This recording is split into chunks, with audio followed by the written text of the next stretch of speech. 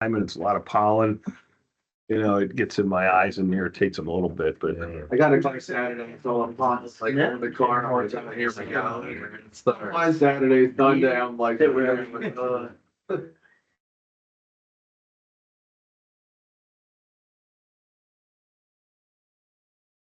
Our work on.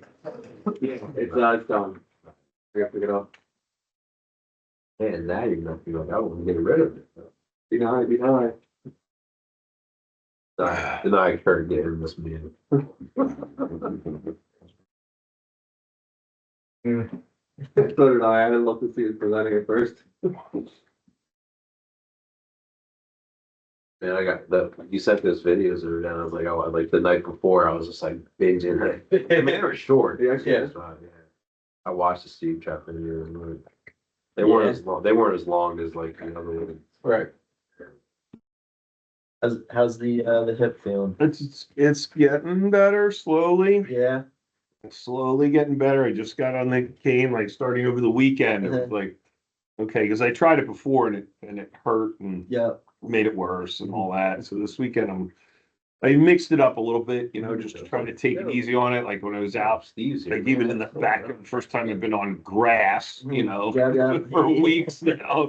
So I'm using the walker on the grass, you know, and so it's like, okay, it's gonna get a little better. Although it still wakes me up in the middle of the night and it hurts, Yeah. you know, so it's still a little tough, but it's getting there. It's encouraging. It's heading in the right direction. Good. So hoping by next week. Jason Bauman and I were supposed to go down to a tank farm today and calibrate some meters, and I'm glad they postponed. Next week should be a lot. God, this poor valve salesman, we gotta give him something. I didn't have that with one guy. I had pulled my back and I had sold it. I think they're still out there. So I used to sell a lot of steam and water mixing valves for hot water wash down and all that. We had a good line of those things. Ordered 100-foot hose. They didn't have it. So I was like, well, we'll just connect 250s together and should be fine. Gets down there and this guy's like, no, I wanted 100. I said, well, what the hell's the difference? And I said, it's not really recommended for that steam and water mixing. It puts too much back pressure anyway. You have a 100-foot hose. That guy with my bad back made me come down there and load it in my car. He was a big, heavy, fat guy. And he was like, yeah, you know, I'm like, damn it, Jerry, you know, you're making me do this. He's like, yeah, too bad. Used to go back and forth with that guy. I don't know. I know, I was waiting for that. Yeah, can someone let me into the meeting? Can you hit that button right there? Yeah, with your yeah.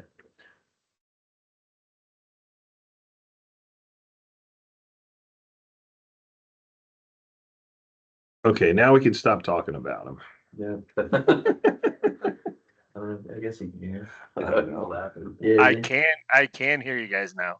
No? Okay, well, wait till Jason comes in. Because it's on my computer this time, and I'm not very good with buttons. The volume doesn't even want to go up. I see your slide though on the screen. So and we can Okay, hear you. that's good. I can barely hear you on my. I gotta get this. 300 emails.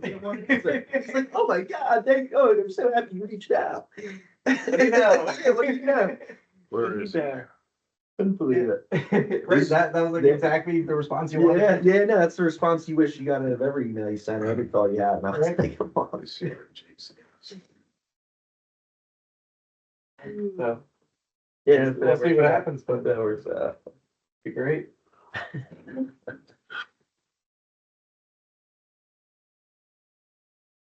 I sent 300 emails from Wednesday or Tuesday to Thursday, and I finally got 2 responses from them this morning. I was like, oh my God. Yeah. One guy was like, remove me from your list. I was like, oh. So I really got one. Yeah. And then the other one was like, I'll let you know, but he's in building material. I was expecting to be reaching out more. Right. Yeah, it's not a touch screen.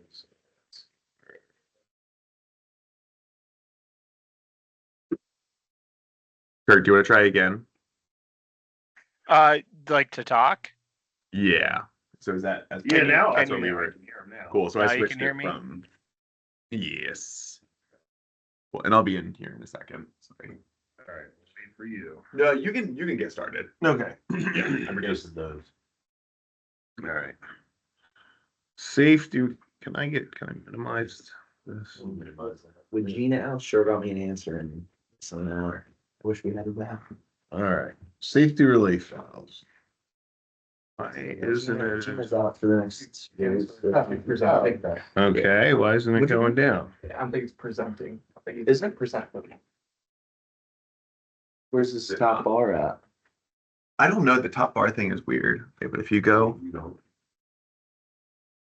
So maybe just do up and down. Oh, I did do that and it wasn't working before. Okay. It wouldn't come off of this. Oh, now it does. Okay. All right, 4, safety relief valves. This is kind of basic stuff like how they protect equipment and where to use them and keys selections and all that kind of stuff.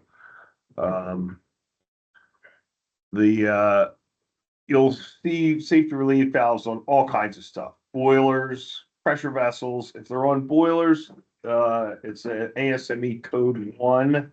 Somebody asks you for a boiler valve from valve band, that's Aquatrol. Because that's a ASME section 1 valve. Most of the other valves that you're going to come across, they'll either be non-code. You ask them if they need code. If they don't, then that's fine. You can use a cheaper valve. If they do need code, which is many times the case, and is almost always the case if the pressure is over 15 psi. Most systems require ASME section 8 for anything over 15 psi if it's a vessel of any size. Sometimes filters require it, even though they're made out of pipe, so pipes can be exempt, but if it's, I think, 8 inches in diameter, I think 6 or 8, I think 8 inches in diameter of a vessel, it's got to have a safety relief valve if it's 8 or bigger. And if it's over 15 psi. So you'll see them in compressors and pumps a lot of times, cryogenic applications.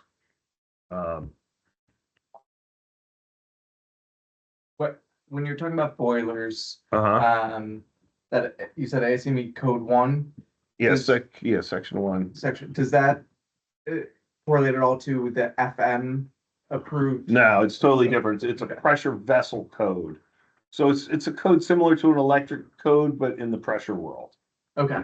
Okay, so, and it's just, and I don't know what the details are on the codes and all that, but boilers, they take particular caution with those because been around a long time, and when a boiler blows up, it's deep shit, because it's, all that, the volume, I don't know if you've ever seen videos of like a water heater explode.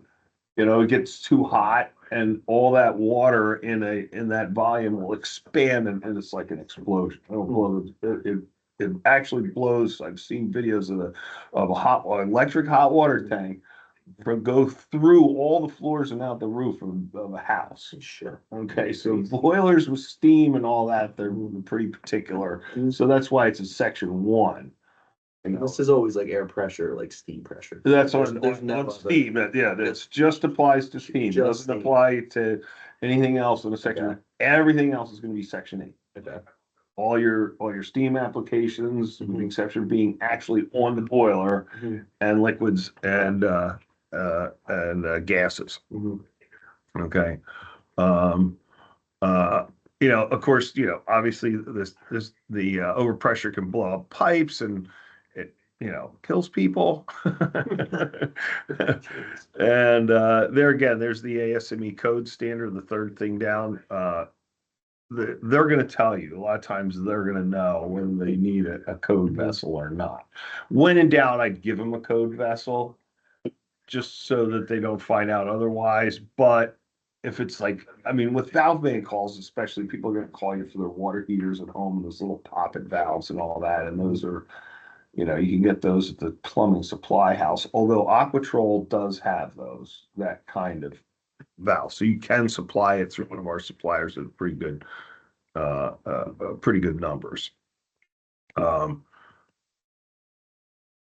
a lot of this stuff is just like the basic stuff. What is overpressure and overpressure protection? Um, relieves the excess flow and, or, excess pressure. And for set pressures, it's kind of important. The set pressure is plus, with a safety relief valve, it's plus or minus 10%. That's what the code says. So if you have a 100-pound set pressure, it could go at 110, could go at 90. So you want to get the set pressure. If the guy's not really sure what set pressure he wants, it's kind of a flag there, It's like, well, I'm operating at 50 pounds, so just make it 60. Whoa, wait a minute, You want to set that as high and as far away as you can from that operating pressure. Otherwise, the thing's going to be going off intermittently. And the reason you have the safety relief valve there is to protect the weakest part of the piece of equipment in your system. You have to go back and ask the guy, well, if you're feeding this into a tank, it'll say, unless it's an atmospheric tank, it'll say what pressure you can exceed on the tank. So that's what you put. I figure if it's over 15 pounds, it's got to be code anyway. And keep it as far away as possible, because a lot of people will try to just say, put it there. No, you don't want to do that. What changes, like, what's the normal set pressure? Like 100, 115 I've seen.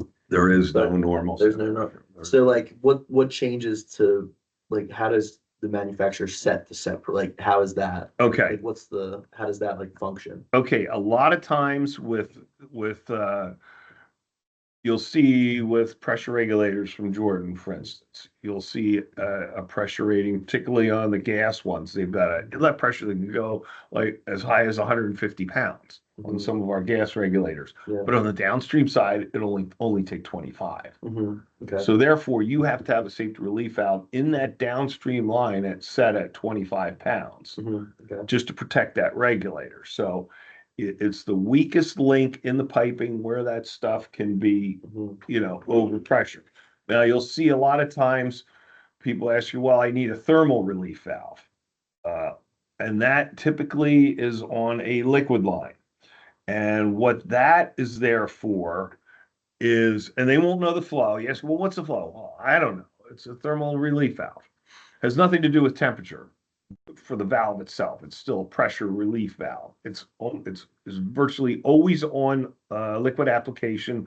And what's that's there for is, let's say you've got a pipeline in a plant and you've got two ball valves that are shut on either side. And you shut that, some guy shuts it on night shift. Well, the next day it goes up to like 90 degrees. Well, what happens to fluid when it gets hot? It expands. And it'll expand in that pipe. And if it's got nowhere to go, it's going to rupture that pipe. But just to let out a couple of drops, it'll come right back down. So a lot of times they'll have little thermal relief valves all over the place, which are nothing more than just a liquid relief valve. Doesn't have to be code or anything. It's just going to let that little piff out of there, and then that keeps the pipe from blowing up. But they'll call it a thermal relief valve. I don't think it has anything to do with temperature. It has to do with what temperature causes the fluid to do, which is expand. And if it's trapped in there, you're in trouble. Basically, safety relief valve works. Let me get out my sword. You guys give me a hard time. Don't rob Russ. Nobody- Do not rob Russ. That's right. Yeah. The best reaction was a laugh. No one was like, So you got your spring pushing down on here. It's going to push on this nozzle, and when they say 100 pounds, it's going to exert 100 pounds per square inch, assuming this is a square inch. If it's 2 square inches, then that spring has to push down 200 pounds, but still they measure it by per inch square pound of pressure. So that's where your set pressure is going. That's basically how they work. I should mention, there are also piloted safety relief valves, which has a little pilot valve, and then your main valve. And they're usually used on big ones. Like, let's say you have a 6x8 relief valve, and that's a big fucking safety relief valve. Well, you can imagine how giant that spring is. And it's hard to get the thing stable. If it shatters, it'll shake the feel like an earthquake and all that. So they'll go with a pilot operated valve. You cannot, it's a lot more stable. It's slower to react, which is a bad thing about it, but it works in big applications. So you may be asked for a pilot operated one, or if it's a really big valve, then maybe you can suggest, hey, I've got this conventional safety relief valve, but maybe you consider a pilot operated valve. It'll work better and maybe cheaper too. This doesn't have that giant spring pushing down on it. This is the things that you need to know if they're asking you for a safety relief valve. Of course, you need to set pressure. Like I said, we talked about that. You want to be able to find the weakest link in their system.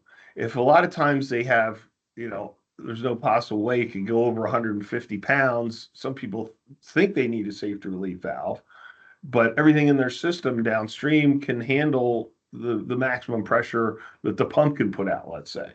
Like, well, you guys don't need a safety relief valve because everything is, or in this section of the pipe, if everything is rated for that pressure, you don't need it. But in the case of that gas regulator where it can only go to 20 pounds, yeah, you need it there.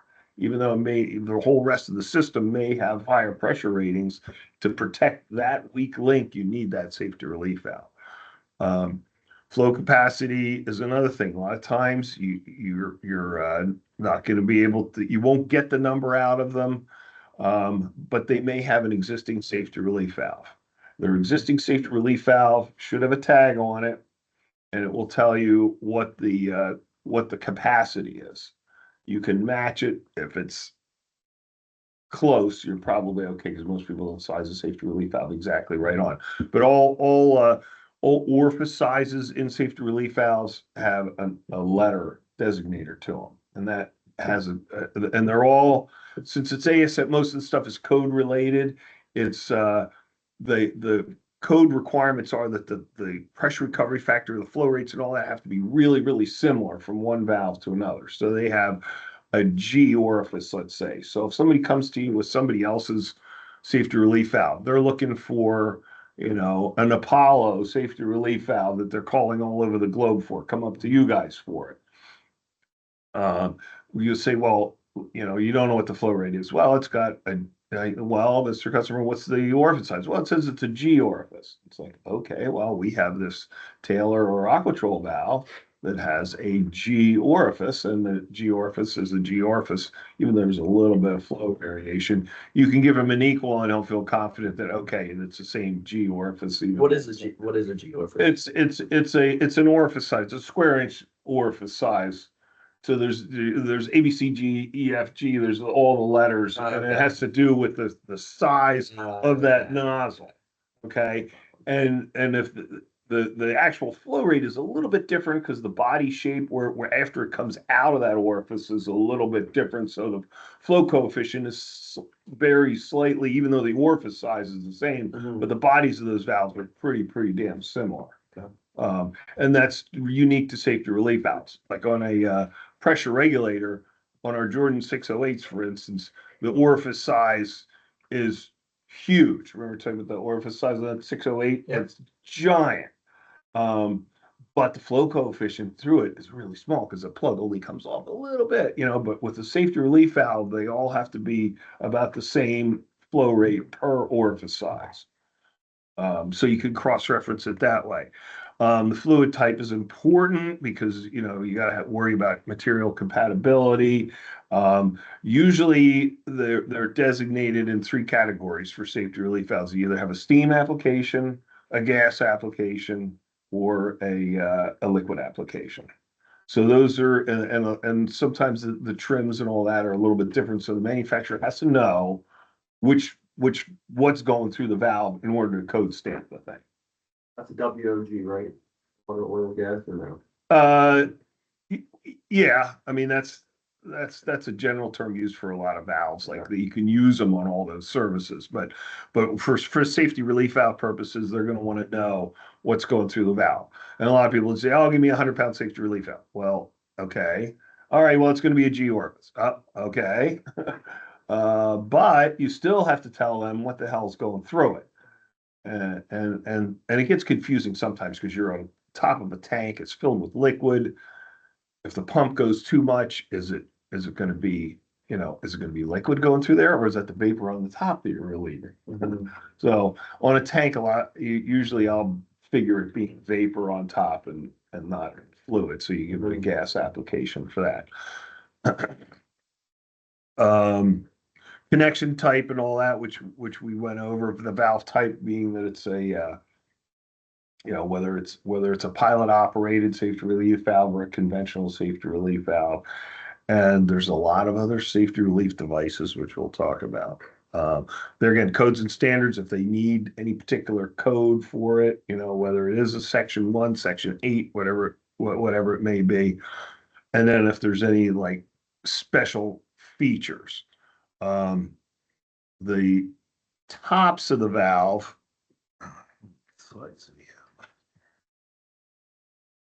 this is regards to maintenance. The tops of the valves, there's a closed cap and there's a lever, which is a relief. Usually on a compressed air system, code requires that you have a lift lever. If you ever seen see, this is an example of a closed cap, but they'll have like a handle on it. It looks like an old pump handle or something like that. That is to lift that off to test it. So a lot of code requirements are that they have to test this once a year, and it particularly comes up on compressed air systems. So they'll know whether they need a lever or not. Now, if it's a packed lever that they need, that's the top of the safety relief valve is usually not used. Safety relief valves are not supposed to relieve. If they do, it's a real problem. So it's not something that's supposed to happen. But if it does, the flow usually goes to atmosphere, and if it's not a packed lever, it'll come squirting out all over the place. And I got in real trouble with that. I drew that little thing on the board over there. I had a plant, Eastwood Oil Refinery. I got the P&ID and I was selling them all their valves. I was like, here, give me all these valves and make substitutions where you want them. And I looked at the spec and I saw this P&ID drawing. I saw this is a typical symbol for safety relief valve. This is your block valve.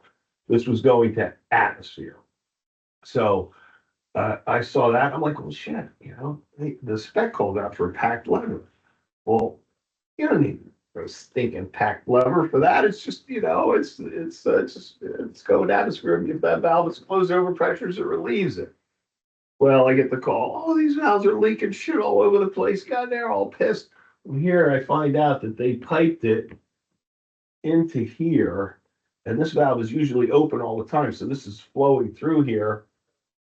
No, excuse me. This is on this side. They piped it in here. No, I'm sorry. It is that way. So when they turned this thing on and flowed it, it was tied into this side so that when the flow went through this valve, it went backwards through here and went out the unpacked lever and was blowing oil all over the place. And I had to replace all the valves. They were really pissed. So that's where you might need a packed lever or not. Customers should tell you. Usually there's not, because the outlet of a safety relief valve is never restricted. And there's usually nothing in that line that comes out of a safety relief valve. But in that case, there was. The reason they put it there is in case some bozo left that valve closed and somebody turned the pump on and it would have overpressured it. They wanted it to go down the line and not, with that, if somebody forgot to close that valve. But I didn't know they had tied in on the downstream side that it was going to see pressure on the other side all the time. And so that was just one of the things. Yeah. If you want to know what not to do, I've done all of it. I've made every mistake in the world. Which I guess I should bring this up too. There's another option or special feature in safety relief valves. In certain cases, safety relief valves will be all set and into a common header. That header will go to a scrubber. So let's say if it's a flammable fluid and it discharges, you don't want to be blowing flammable fluid into the air. It's got to go into like a burner stack that you see at a refinery, how it's all flaming and all that. Well, if a lot of those safety relief valves go at the same time, it can actually pressurize that line. So going back to how that valve works, you got your 100-pound spring pushing down, you got a 100 pounds coming this way.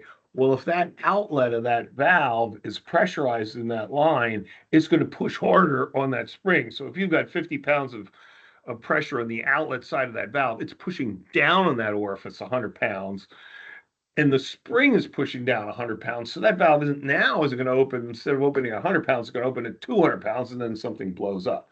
So in a case like that, another special feature would be a bellows seal, and that isolates the orifice from any downstream pressure. So that's another feature that might come up that somebody might say that they need, and it's not very common, but you guys should know about it. When you're putting one of these in to protect a regulator, how far downstream are you putting it immediately? Good question. Good question. As long as there's no other restrictions, it doesn't have to be real close to it. But if there's something else that will restrict it, and when it comes to regulators, your regulator manufacturer will know what the capacity is, because it's when protecting a regulator, you need to know what the fail capacity of the regulator is in order to get the right flow rate through your safety relief valve. Now, Jordan for years never published that information. I finally got him to do it. Oxford Company's the only one that asked for that. I'm like, shit, we deal with engineering firms all the time, you know. So your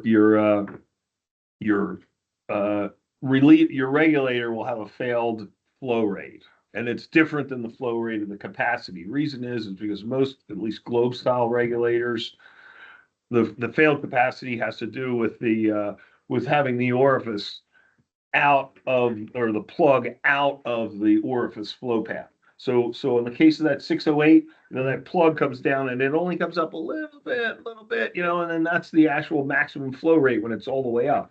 But let's say this thing broke off, then you got that whole orifice flow rate through there. So the actual capacity of the valve is one thing, the failed flow is another, and that safety relief valve has to be sized for that fail flow condition.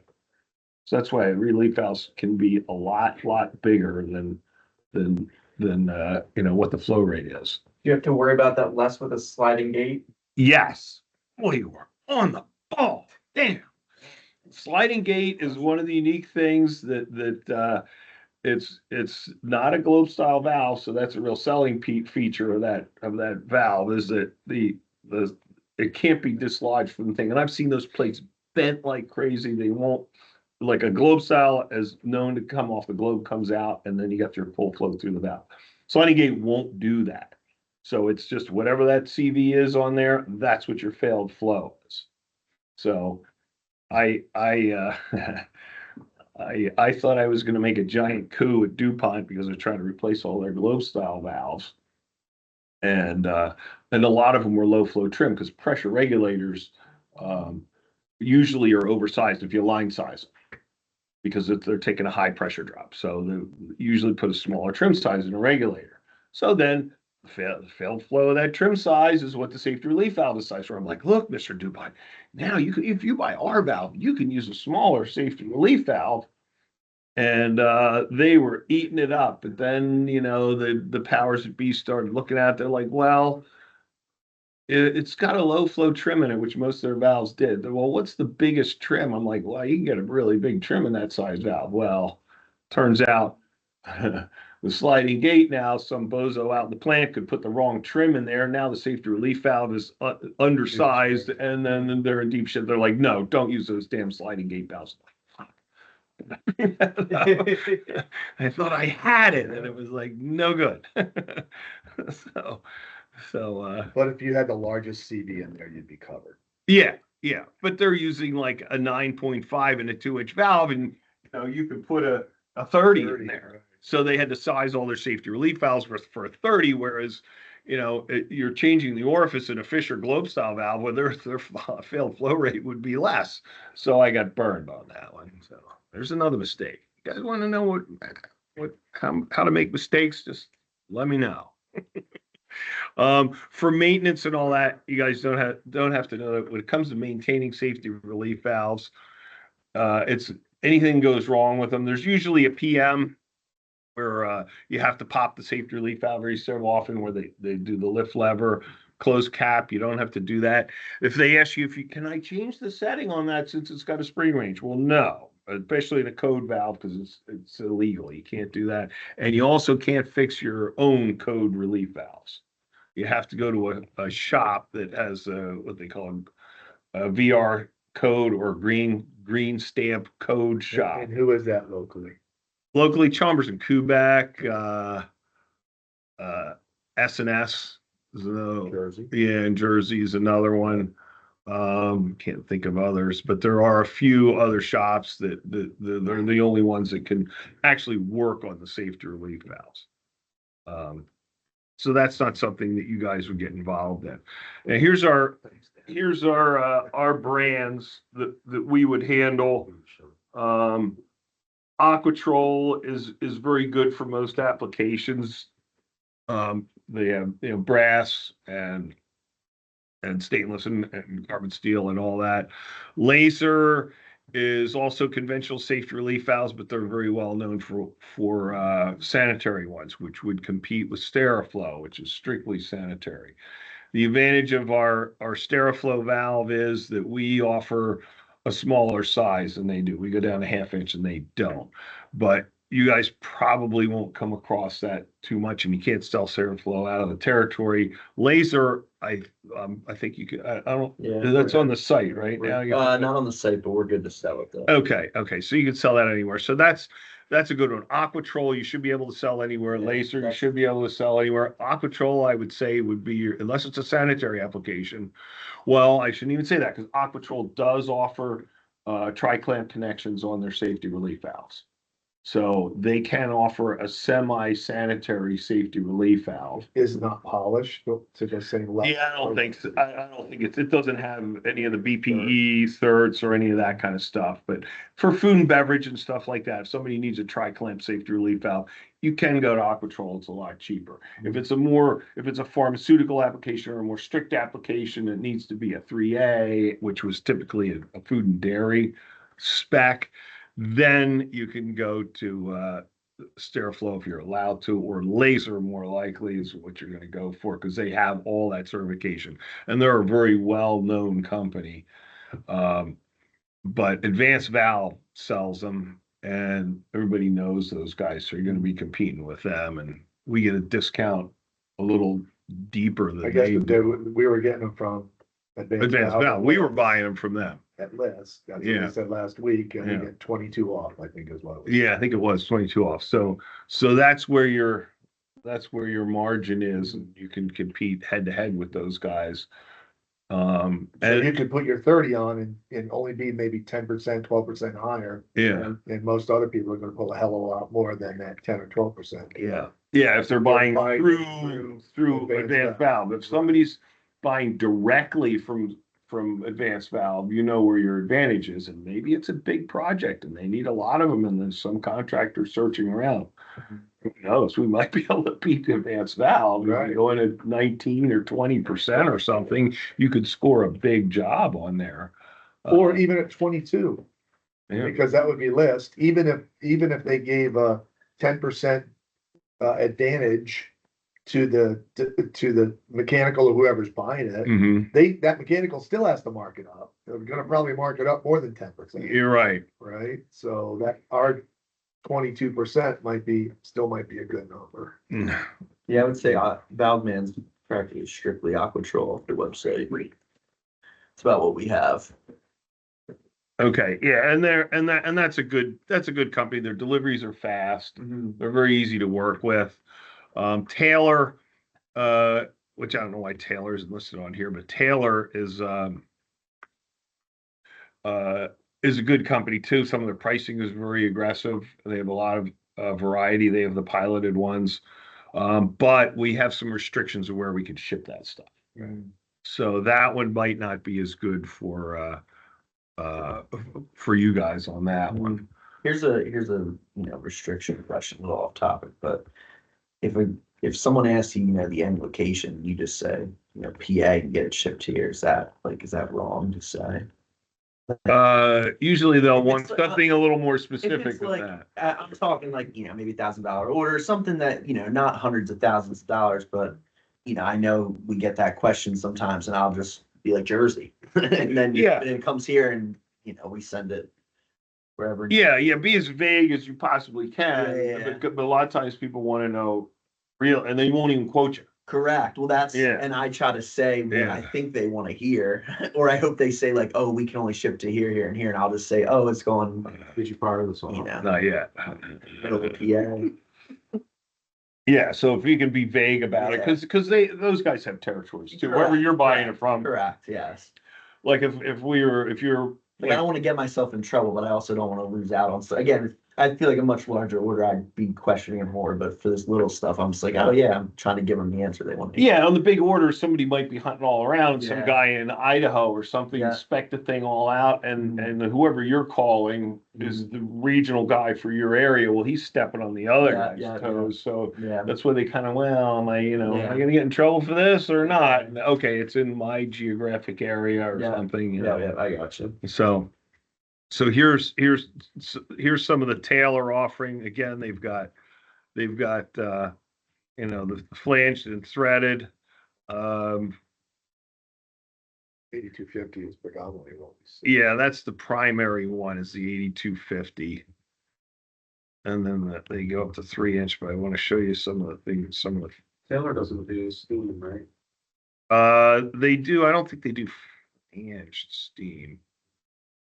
But their deliveries can be long. But their pricing is pretty good. They have a good product builder. This gives you all your dimensional information and all that, but I want to show you the inside of this valve. They can handle back pressure too. Without a Taylor, without a bellows, because we already talked about the bellows. All right, let me whip this out again. Get that, I Amazon? like that. No, a friend of mine, he was laid up for a while. He's like, "Oh, I got the cane for you. Here you go." If you want to fuck with me. Pretty serious. So when they ask you, when you're talking the difference between a full nozzle and a semi nozzle, sounds rather phallic, but what they're talking about is this. This is the nozzle of the valve, and it's actually screwed in from the bottom. Now, the alternative design is that, and that's screwed in from the top. Well, with a full nozzle valve, a lot of times you can steal a job, because like I said, safe relief valve. Which was which? You just showed two. This is the semi nozzle. Okay. This is a semi nozzle, because you can see it doesn't go all the way through. So the body is wetted. So you can steal jobs. They say, "Oh, I want a stainless steel valve. I want a stainless steel." Well, Mr. Customer, stainless steel wetted parts when the valve is closed, right? The valve's not supposed to open. Well, yeah, I guess that would be okay. Well, if you're competing with a guy who's got a semi nozzle valve, he's got to make this whole thing out of stainless steel, not just the plug and the orifice. If he's using a semi nozzle valve, but if you offer the full nozzle valve, this whole body can be brass or carbon steel or whatever would be cheaper. And now just this part is your wetted portion of the valve. So you can say, yep, all wetted parts are 316 stainless steel, and you're going to come up cheaper than the guy with the semi nozzle thing that when he quotes the same thing, all wetted parts in the closed position are stainless steel. So something to think about when it comes to grabbing a job. Sometimes that shows up on data sheets too. Yeah, a lot of times they'll say full nozzle required or not, but so that's a term that you guys should be familiar with, is full nozzle or semi nozzle. Now you know what it looks like. Okay. Now with safety relief valves, So I have a question. Yeah.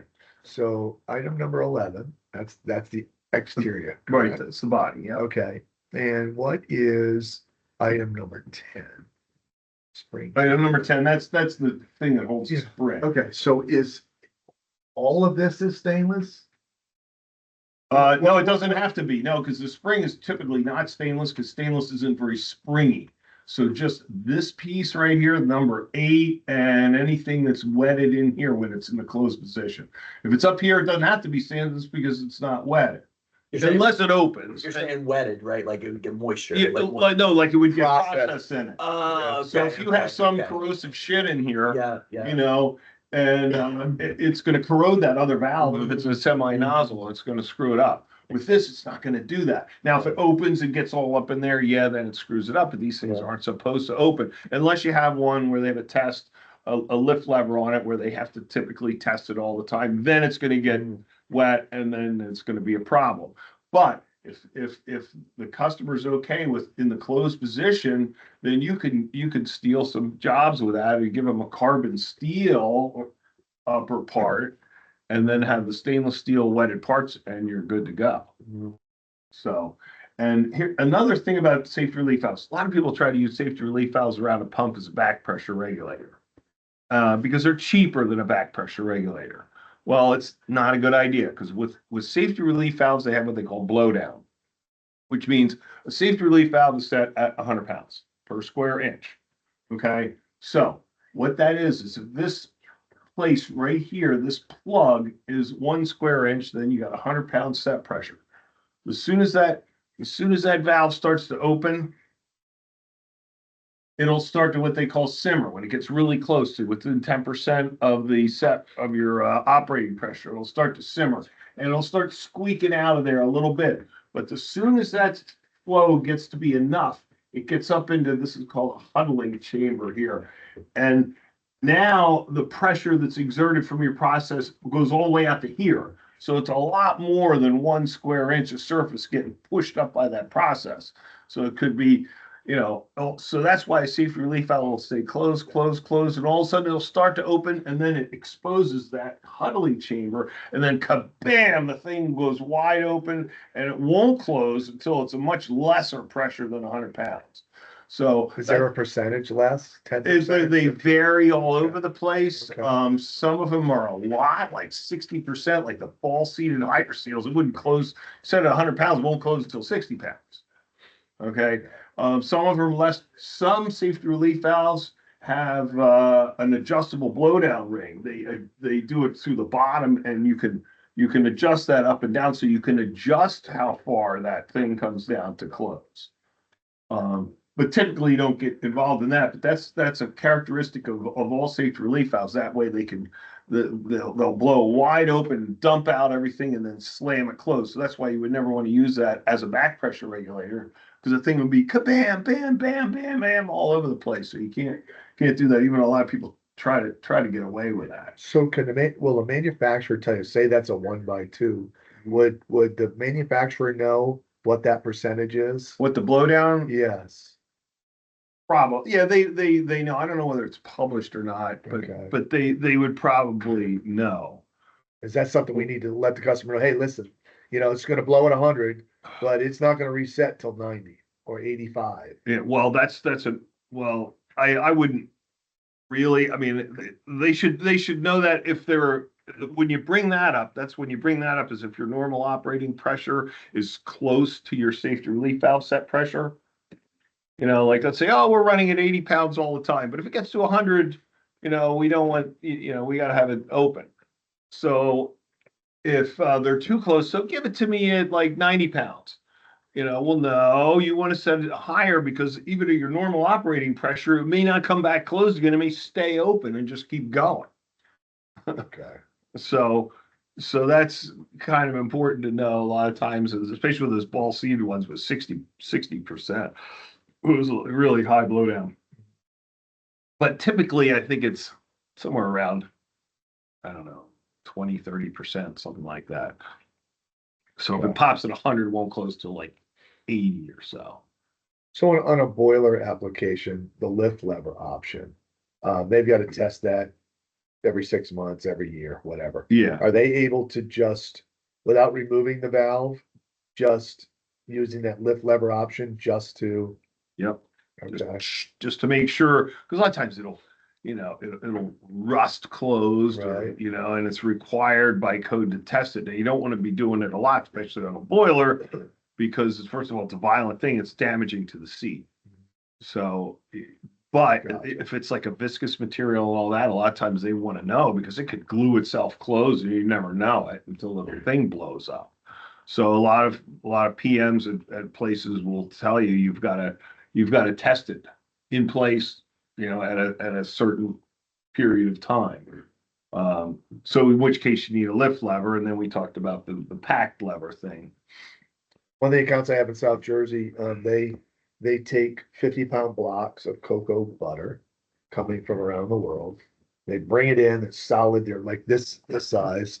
They crush it all up, melt it, and they do what they call deodorize it. They take whatever smells, flavors, etc. out. And this is not Carlisle Cocoa's business. I mean, property. This is Godiva, M&M Mars, Hershey property that they get shipped in these blocks. Carlisle Cocoa deodorizes it, and then it goes back as a liquid back to Hershey or wherever it's going. But the boilers every year they buy Aquatrol from us because they have to replace them every year. Whether they've blown or not, they replace them. So my point is, you guys, if you sell those, it might be a note, you know, Reach back 11 out. months from now. Yeah, go back say, to 'em. Right. Can I help you with? This is how you pick your flow capacity. Normally it's based on air, so or water or steam. So there's three of them on these charts. And when they have different materials, then it gets a little bit tricky, you know. I'll use the Jordan sizing program sometimes to double check if it's really different, if it's helium or it's viscous or has a high or low specific gravity. It can be a little bit different. But this is usually when you tell the customer, well, based on air service, if you set it at 200 pounds and you've got what do we have, our G orifice, it's 1782 SCFM. We'll go through that. That valve. That's what you can tell him. But you can see your orifices there, and like I said, that's typical. This number is going to be very close to the orifice size. The diameter per letter is going to be similar from one manufacturer to the other. So you can cross-reference and do that. Do you know why L&M break the trend L&M, orifice size? You know, it's all just going up, then L&M, you know, drops back down. I just didn't know if there's something specific about those orifices that. oh, and the orifice size? Wait a minute, Yeah, you see, what drops down? You know, your SCFMs are, you know, the graph is kind of going up from the bottom left to the top right. You know, as you're going with those orifices, but then all of a sudden you hit L and it drops back down. What, being Yeah. available pressure wise? Yeah, That's just a limitation of the valve, I think. okay, that's. You know, it's specific. just they can't exert that much pressure on the dome of the valve. It's just not, it's too heavy to do that. In a case like that, you may have to go with a piloted valve because the spring gets so big because an L orifice is a big damn orifice, you know. So imagine you've got, you know, two square inches of diameter. Well, right here, you're not asking for that spring to push down 2,000 pounds on that orifice. That's pretty tough to do, and you got to have a housing that can hold that spring so it doesn't blow out the top. Plus, it's jamming that orifice down in there. So the limitations to this are really physical limitations of the valve body. Gotcha. And then they have the same charts for your water and other gases. And then you can build your part numbers. And as you can see, you've got C, D, and E orifices. They have different spring ranges, which like a lot of customers will see this and will go, well, shit, I've got, you know, an E orifice. I can adjust that thing from 191 to 340 in the field. Well, no, you can't do that. It's illegal. You don't want to adjust it. Although you can, a lot of times I was like, look, it's not legal. You're not supposed to do it. You can cut that wire if you want and crank down on that if you want. This is right here. Yeah. Like that's. Yeah, like, on a closed cap. Why couldn't you just do, like, can't you just You make the wire the same thing. I mean, it's not like it's It- crazy technical, right? Well, yeah, but but it's illegal. Let's say something blows up. Yeah. That guy's liable. Somebody Yeah. kills somebody, he's liable. Now, the Uh, VR code stamp guy that did that Mhm. tests the valve. They actually test it Okay. and they make sure it's at, and they put their stamp on there. Yeah. And if that stamp is disturbed, Yeah, the they're, customer's in yeah. deep shit. Yeah. I got you. So if you want to make some extra money around the plant, nip off those wires. It's oh shit, you need another Yeah, valve there. You're in violation. You're in violation right here. Oh my God, they're all like that. Right. They weren't like that yesterday. Just some of the sneaky salesman things. Yeah, I was They curious got a what video of that Russ was. pulling out the knife out of his cane to pet it. So, okay, we went over these, the different orifices and all that. These are the flanged versions of valves, and we went into connection size before, but I think the Aquatrolls are what they call lap joint flanges. And this is for one of our end connection discussions, but if you want to just know what that term is, if you see this is built, the flange is built into the body. With a lap joint, it's actually loose, like those of us who work on cars, like a manifold exhaust flange. Can move it around, so it's easier to pipe it, but it's whether it's a lap joint or not, it's still an antsy How flange. big do these? I mean, I see them like 3/4 inch by 3/4 inch, 1x2. Like, do they? How big do safety Yeah, relief they valves get? freaking huge. They can get pretty fucking huge. Yeah. Yeah. Especially these things, which we're gonna get into Yeah, next. 4 inch by 6 inch, 6 inch by 8 inch. Yeah. Those lasers saying they Yeah. like 8x10s, they keep a dozen of or Yeah. something like that. Yeah, I only ever see the small ones. And so- Busted. Now, there's, when it comes to market competition, there's local shops all over the country. That's all they do is relief valves. So they'll come in once a year and by contract, they'll grab a valve and they'll put it on their test fence, they'll rebuild it and certify it and stuff like that. Yeah. So most of what we're gonna see is project based, not MRO stuff, because there's already a guy that's going in there every week or 2 Right. weeks. And he's grabbing these valves, he's certifying. And some of these plants do have their own shop, like DuPont Chambers Works. They have their own VR code stamp shop. So they do their own safety relief valves. It's a noisy place because those things are blowing off all the time, safety relief So valves. we actually buy, or I do, I don't know about other people, from these shops. Because they'll stock all the parts and they'll be able to sell it just at what the factory could, but they'll have better lead times. And that's why Laser came in. I was buying Laser from Advanced Valve in Missouri. They're just a VR shop that sells all the same crap we do. But their price was cheaper than buying it direct from the manufacturer. But now Laser we can buy direct, so that's changed. Okay. So many times they can help you. A VR shop can actually benefit. Selling. Providing the solution, Right. in stock solution. So you guys won't be able to sell Steraflow because it's restricted territory. Plus, you're stealing from one of us in our territory. But this, just so you know, that this is what our Steraflow valve looks like. It's a really nice valve. And has all the certifications and all that. But if you can sell the almost equivalent Aquatrol, which also has the tri-clamp connections like this one. And it's polished. I've actually sold against Steraflow and Laser with The Aquatrol polishes theirs too? Yeah. Oh, they do? I didn't know that. Okay. tri-clamps, yeah. Okay. And it's like 25% of the cost of these. Yeah, it's way cheaper. Way cheaper. So is it just not like certified? Well, it doesn't have like BPE and all that kind of stuff. No. These have every certification you have, so they're used on very strict. The target market for this is not like a food and beverage place. Aquatrol would sell into a dairy or something like that. These are targeted being towards pharmaceutical industry, which you're not going to be able to switch somebody over because of all the paperwork that's required with switching manufacturers. It's going to be tough. But that's a nice valve, worth knowing that that's out there and we have that valve. Now, You know if we're gonna get any Is there data sheets or anything like that? Do you know? I would hope so. I mean, it'd be nice to have something to hand out, but I don't know. Dan, I think like, I sent you a note last week in reference to Hanover. Yes. So I've been to Hanover a year, and to see the growth down there, it's just like, what the fuck? I think it would be advantageous to get some laser. That might be an entree, rather than trying to sell against the other Wellsford companies out there Mhm. who are calling in that plant. That might be an opportunity for us to crack that.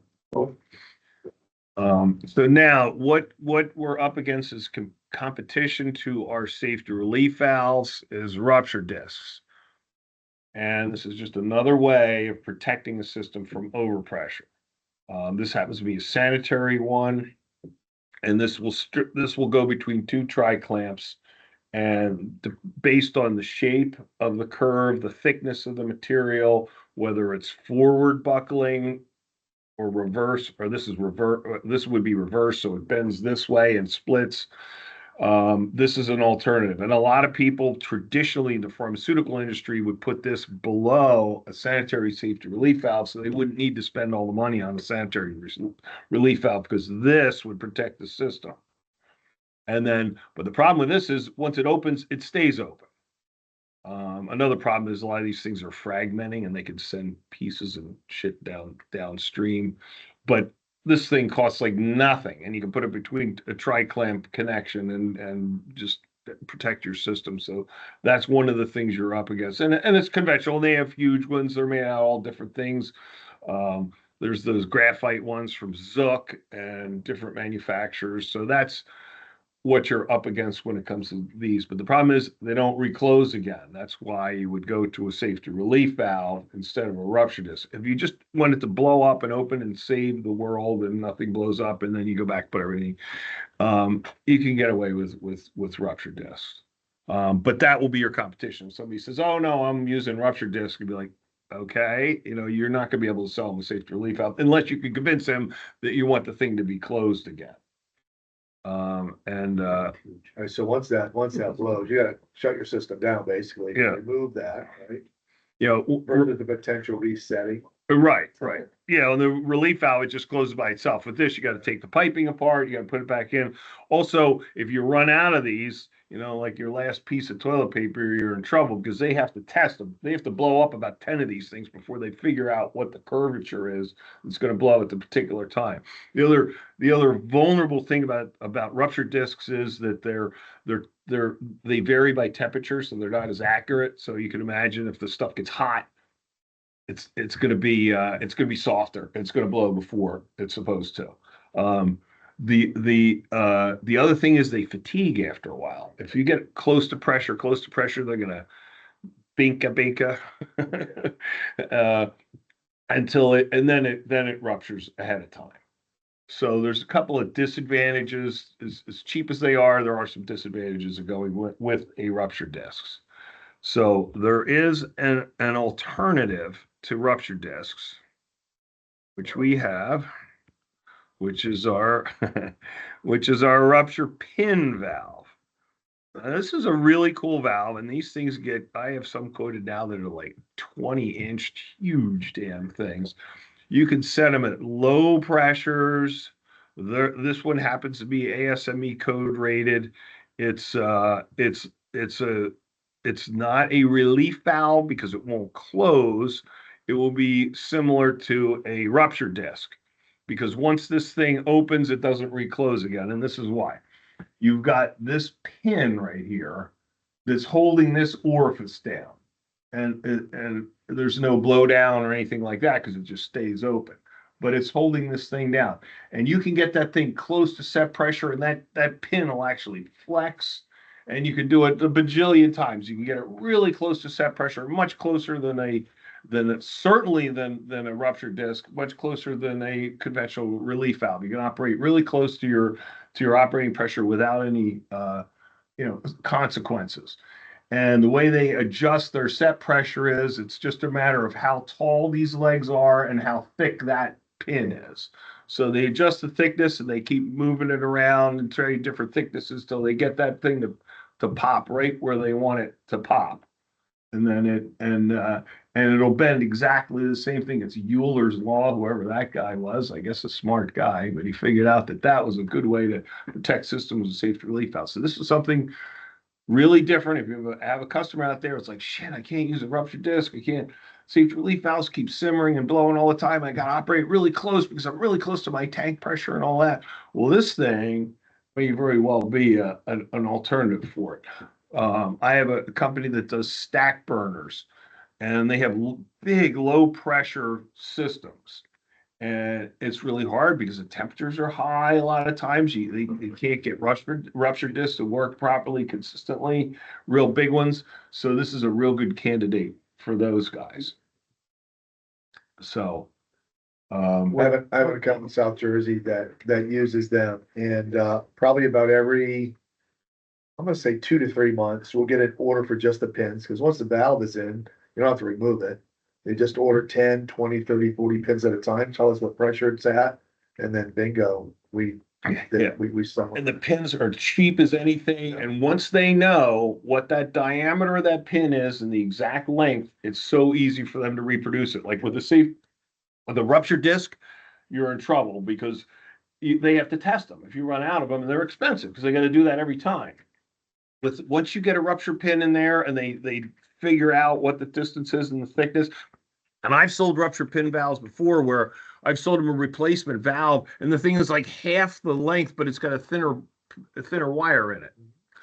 I'm like, well, why the hell is that? It's like, well, the guy's just testing wherever he found, where it pops. So it's all, the key is in the thickness, because there's not a ton of different thicknesses, because the longer that is, the lower the pressure it's going to buckle under. And the thicker that pin is, the higher the pressure is too. So you just make it longer or shorter or whatever. So you can adjust. You got 2 adjustments to get your set pressure. So How will that typically compare to price wise, to a conventional safety relief valve?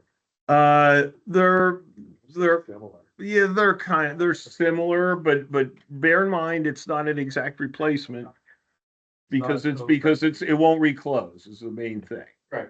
It won't reclose. So it's kind of a nichey thing. Would that be just that situation where you're operating super close to the set? Yeah. Okay. So that would be a candidate for that. It's not for every application, but you guys should be aware of it because you may save the day to somebody who's having a real problem, because where these things fit, they fit really good and nothing else is going to go in their place. Although I think there is another manufacturer that does pin valves, but Maybe. yeah, I think somebody else does. We're not the only people in the world, but it's a Taylor company. It's made in the US and all that stuff. So anyway, so let's see if it works. I hope it does. So when you pressurize this thing, you can watch this pin. I'll see if I can hit Steve in the eye over there. Let's got him. I think what would have been better, do you have another pin? I mean, really what would be better is to show them how close you can Put get. a to dart the in there. How close you can get to the. Sorry, we'll try that. I tried it on Friday a bunch of times and it kept triggering some kind of overload. Okay. So it didn't really work All right, right. then forget it. But replacing the do I have an unblown one here somewhere? So replacing the pin, That's see it. it bends like that every time. And here's your examples. And all they need to do is to push down. Yeah, all I have to do Get the water out of the way. Yeah, the water just clicked out. is put that back in. Well, so wait a second here. Show them, because I think they missed that. Okay. So Oh. that goes in. You have to This goes reset in. this first, right? Yeah, a lot of times you have to push that There back you go. down. And you put that back in there, and then this goes right in the top. And you're done. And these things are easily replaceable. If somebody wants to get a replacement pin, boom, it's right there. They know what the serial number is, they know what it can do, and away they go. So that comes off, this comes out, this pushes down, pin goes in, that goes back on. Yep. It's literally 2 that. minutes 6. Yep. And it's a cool valve. And where it fits good. And some of these things, like I said, that 20-inch one, I mean, the rod is like a piece of damn rebar. It's like huge, you know, because the thing is so huge. They're pretty inexpensive, I guess, to replace. Yeah, the pins are nothing, and that's another real advantage over a ruptured disc. If somebody's blowing through a whole lot of ruptured discs and they're spending a lot of money because their system has got a lot of spikes in it or something, this would be a lot easier for the customer because they could just slap a new pin in. They can get it for cheap. They can get it overnight right away. It's like, you know, you don't have to wait like you typically do. Thousands of these on the shelf. Yeah, you have like tons and tons of them, and they cost nothing. And even if you run out of them, like I said, they don't have to retest anything like they do with ruptured discs, because they know that it's got to be this diameter and this length. Yeah. Exactly. And then out it goes, and you know, because there's not that many width differences, and they can cut it any length. Serial number required? I don't remember what we do for. It's either an order or serial number, because they have to know which one it is.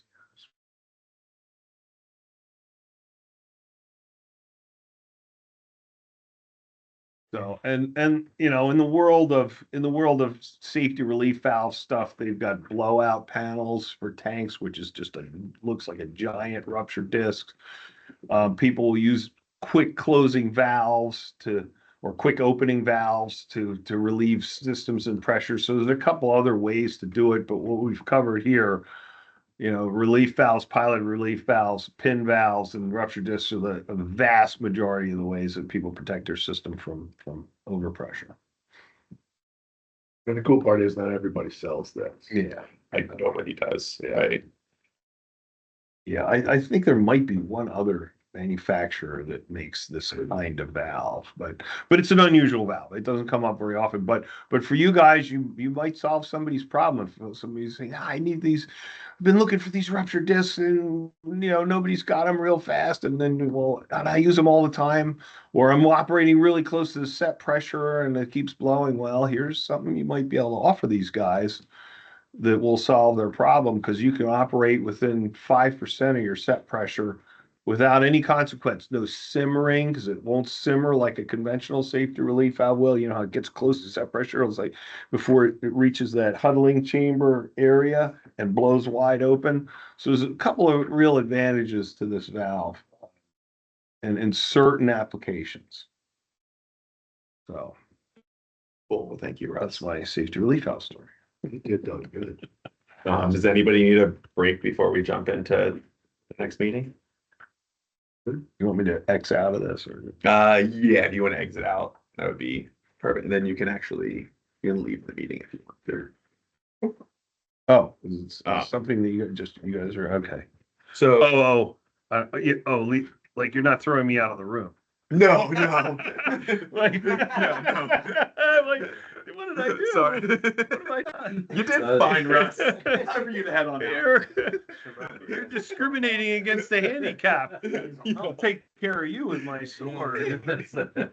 Whoa, it's legit. Yeah, it is. I'm telling you.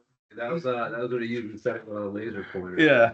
That's so funny. We gotta get you a laser pointer, man. I'm worried about that. I like this better. Yeah, I know. He kind of messed up the screen a little bit. All I had to do is a chair roll a little forward, would have been done. Right. I can have my audio situation.